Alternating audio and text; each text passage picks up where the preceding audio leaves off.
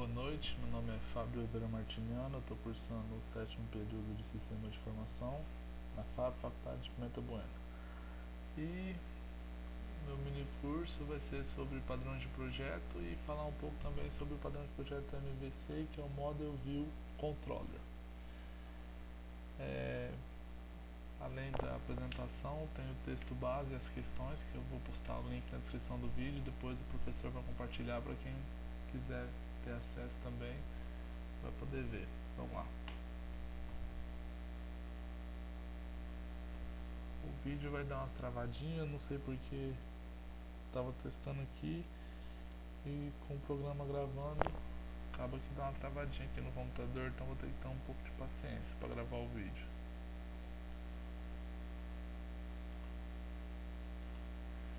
Padrão de projeto. Os padrões de projeto são muito úteis para resolver os problemas de modelagem de projetos se usados de forma adequada. O que acontece? As pessoas costumavam programar sem usar padrão nenhum, do jeito que quisesse, cada um, se fosse uma equipe muito grande, cada um fazia de um jeito, e depois somente cada um que sabia o que tinha feito, não tinha como a equipe, se a pessoa faltasse ou não pudesse fazer, ou fosse desligada da empresa ou do projeto, ninguém conseguiria mexer, só a pessoa. Mas vamos falar um pouco sobre o que é o padrão de projeto. O padrão de projeto são soluções para problemas que algum dia teve e foi resolvido aplicando um modelo que foi documentado, que você pode adaptar integralmente ou de acordo com a necessidade de sua solução. E nesse artigo e na apresentação, o padrão de modelo MVC tem por objetivo básico separar a lógica de negócio da apresentação, ou seja, ele visa separar toda a parte lógica da aplicação da parte de que o usuário vai visualizar. Vamos lá. O grande desafio das equipes de desenvolvimento de aplicações é cada vez mais produzir aplicativos seguros, eficazes, de fácil manutenção e reutilizáveis e no menor espaço de tempo possível. Então, o que acontece? O padrão de projeto veio para auxiliar em todos esses quesitos aí que foi passado, que é a segurança, eficiência, a manutenção, que como eu falei no início, fica mais fácil, qualquer programador que estiver envolvido no projeto vai poder fazer a manutenção.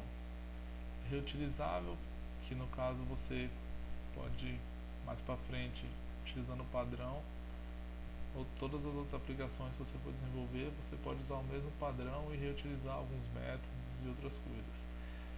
O sucesso para o desenvolvimento de aplicações com tecnologia orientada a objetos está intimamente ligado à arquitetura que vamos usar para construir a aplicação. A tendência indica que essa arquitetura estará baseada na organização da aplicação em camadas e na observação dos padrões utilizados pelo mercado. A organização em camadas é a chave para a independência dos componentes e essa dependência é que vai atingir os objetivos de eficiência, escalabilidade, reutilização e facilidade de manutenção. O termo camada pode significar uma separação física ou uma camada lógica, no nosso caso. Na produção de software, vamos considerar camada como uma referência à separação de responsabilidades. Aí agora um pouco sobre as aplicações monolíticas. Nos tempos antigos, do reinado do grande porte do computador pessoal independente, um aplicativo era desenvolvido para ser usado na única máquina, ou seja, eles não tinham aquela visão que a gente tem hoje de sistema gerencial para uma empresa grande, de grande porte, com várias unidades. Era só para aquele computador lá e usar só nele já estava bom. E geralmente esse aplicativo ele continha todas as funcionalidades em um único módulo gerado por uma grande quantidade de linhas de código de manutenção nada fácil. Ou seja, o que eles faziam? Eles criavam uma aplicação e dentro dessa aplicação tinha todas as funções de um sistema. Você ia abrir lá e ia ter tudo, ser tudo misturado. Cobrança, contabilidade, módulo de venda, dependendo da situação, ia ser tudo num sistema só, um monte de código misturado, sem organização nenhuma, sem padronização nenhuma, era uma verdadeira bagunça. A entrada do usuário, verificação, lógica de negócio e acesso a banco de dados estava presente no mesmo lugar, como eu falei. Podemos definir esse tipo de aplicação como uma aplicação de uma camada, que é uma camada ou monolítica esquematizada de serviço. Tá aí, ficava tudo junto. A lógica de apresentação, a lógica de negócios e o acesso aos dados ficava tudo no mesmo local, sem separação nenhuma. Ou seja, era uma coisa bem ruim mesmo. Você não conseguia fazer manutenção, era demorado, era lento, travava. Aí depois chegaram as aplicações em duas camadas, que elas surgiram com a necessidade de compartilhar a lógica de acesso a dados entre vários usuários simultâneos. Ou seja, vários usuários precisavam de acesso aos dados do sistema, ou seja, não era mais somente aquela questão de um computador só. Tinha várias pessoas querendo acessar. Nessa estrutura, a base de dados foi colocada em uma máquina específica, separada das máquinas que executavam as aplicações. O que aconteceu? Eles pegaram a base de dados da aplicação e separaram ele numa máquina somente para isso. Nesta abordagem, temos aplicativos instalados em estações clientes contendo toda a lógica da aplicação. Um grande problema deste modelo é o gerenciamento de versões, pois para cada alteração os aplicativos precisam ser atualizados em todas as máquinas clientes, ou seja, cada vez que tinha uma atualização do sistema, a pessoa tinha que ir em cada máquina, efetuar a atualização, máquina por máquina, até ter o resultado feito. Aí está o exemplo do modelo de duas camadas. Vocês podem ver aqui que foi separado aqui a parte de acesso aos dados. Ficou junto ainda só a parte da lógica de alimentação e da lógica de negócios. Aí surgiu logo depois a aplicação em três camadas. Com o advento da internet, houve um movimento para separar a lógica de negócio da interface com o usuário. A ideia é que os usuários da web possam acessar as mesmas aplicações sem ter que instalar essas aplicações em suas máquinas locais. Ou seja, o que eles queriam com isso? Queriam separar, deixar já três camadas, deixar tudo separadinho, cada um com a sua função. E queriam colocar na nuvem, na web. O que eles queriam? A pessoa ia, em vez de ter que baixar, instalar na máquina, atualizar a versão, fazer tudo aquilo de novo, sendo na web, a pessoa, a equipe lá do projeto do sistema da aplicação atualizaria a versão, todos os usuários quando entrassem já estariam com a versão atual, não ia ter equipe técnica visitar a empresa, passava o computador, atualizando, fazendo instalação e etc. Era só acessar na web, não ia ter preocupação, quem ia atualizar. A pessoa ia atualizar da própria empresa e todo mundo ia estar em sintonia. Ia estar utilizando a mesma aplicação ali sem problema. Como a lógica do aplicativo, inicialmente contida no cliente rico, não reside mais na máquina do usuário, esse tipo de cliente passou a ser chamado de cliente pobre ou cliente magro, ou seja, não ia ter mais aplicação instalada no servidor, no computador ali, do cliente. No cliente, vamos dizer assim, ficaria tudo na web, não teria mais a situação. Neste modelo, o aplicativo é movido para o servidor e o navegador web é usado como cliente magro. O aplicativo é executado em servidores web com os quais o navegador web se comunica e gera o código HTML para ser exibido no cliente. Aí aqui a gente vê como é que ficou a aplicação em três camadas. Tem a lógica de apresentação, a lógica de negócios e o acesso aos dados, cada um segregado, cada um separado, para se formar a aplicação em três camadas. Neste modelo, lógica de apresentação está separada em sua própria camada lógica e física. A separação em camadas lógicas torna os sistemas mais flexíveis, permitindo que as partes possam ser alteradas de forma independente. Ou seja, o que isso ia fazer? A pessoa não ia precisar mexer no sistema inteiro para mexer em cada camada. Ela poderia mexer na camada separadamente, sem precisar mexer na outra no mesmo momento. As funcionalidades da camada de negócio podem ser divididas em classes, e essas classes podem ser agrupadas em pacotes ou componentes, reduzindo as dependências entre classes e pacotes, podendo ser reutilizados por diferentes partes do aplicativo e até por aplicativos diferentes. O modelo de 3 camadas tornou-se a arquitetura padrão para sistemas corporativos com base na web.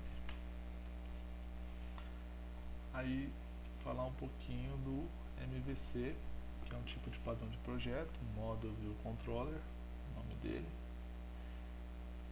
que, se não me engano, a tradução é modelo, visão e controle.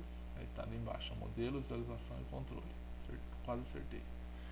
O modelo de 3 camadas físicas divide um aplicativo de modo que a lógica de negócio resida no meio das 3 camadas físicas. Isso é chamado de camada física intermediária ou camada física de negócios. A maior parte do código escrito reside na camada de apresentação de negócio. A arquitetura MVC fornece uma maneira de dividir a funcionalidade envolvida na manutenção e representação dos dados de uma aplicação. A arquitetura MVC não é nova e foi originalmente desenvolvida para mapear as tarefas tradicionais de entrada, processamento e saída para o modelo de interação com o usuário.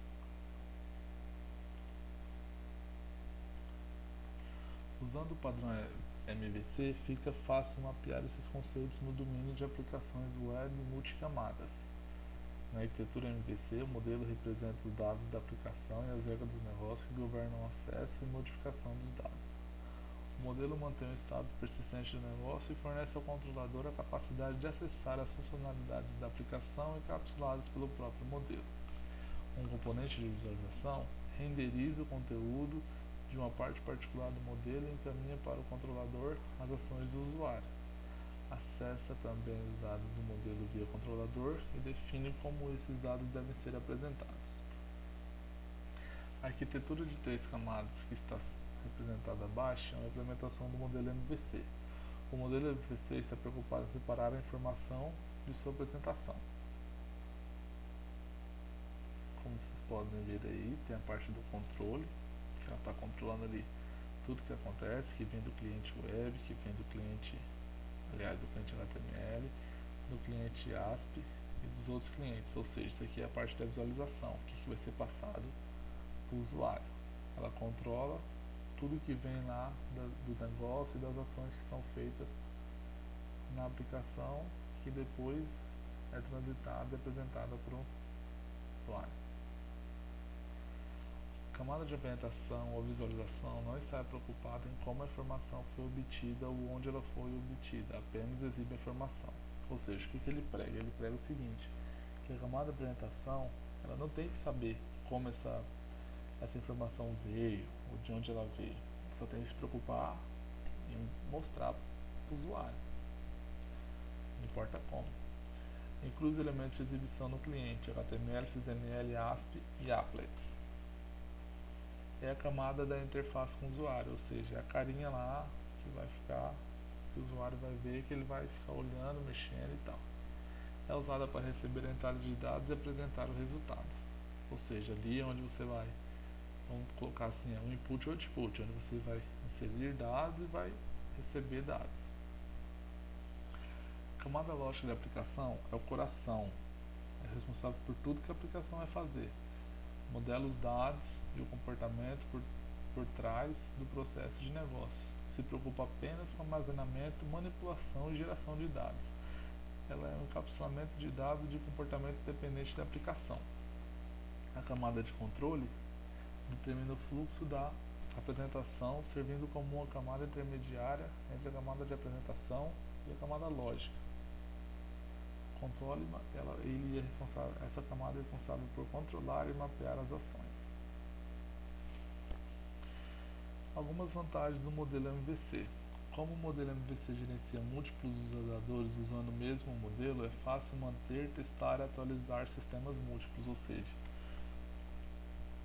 como gerencia ele consegue gerenciar o acesso de vários clientes. Quando você precisa fazer um teste, atualizar o sistema, você atualiza de todo mundo de uma vez, não precisa, como falou lá atrás, ficar acessando por um e atualizando.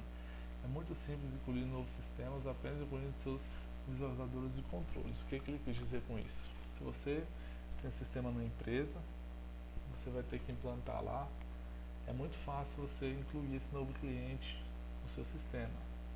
Aí é só questão de você treinar um novo cliente, mas a inclusão lá vai ser extremamente fácil. Ela torna a aplicação escalável e é possível ter desenvolvimento em paralelo para o modelo, o visualizador e o controle, pois são independentes. Mas, como nem tudo são rosas, ele tem as suas desvantagens. Que ela requer, esse modelo ele requer uma quantidade maior de tempo para analisar e modelar o sistema, ou seja, ele é um padrão onde você vai ter que sentar, vai ter que pensar bastante, analisar, desenhar tudo certinho para não ter nenhum erro de modelagem, para ele ficar 100%. Ele também requer um pessoal especializado. Você não pode pegar qualquer um, vai ler um tutorialzinho no Google como é que funciona e falar, vamos fabricar agora. Não é assim que funciona. Tem que ter todo um conhecimento, uma bagagem já para a pessoa conseguir trabalhar o modelo 100%.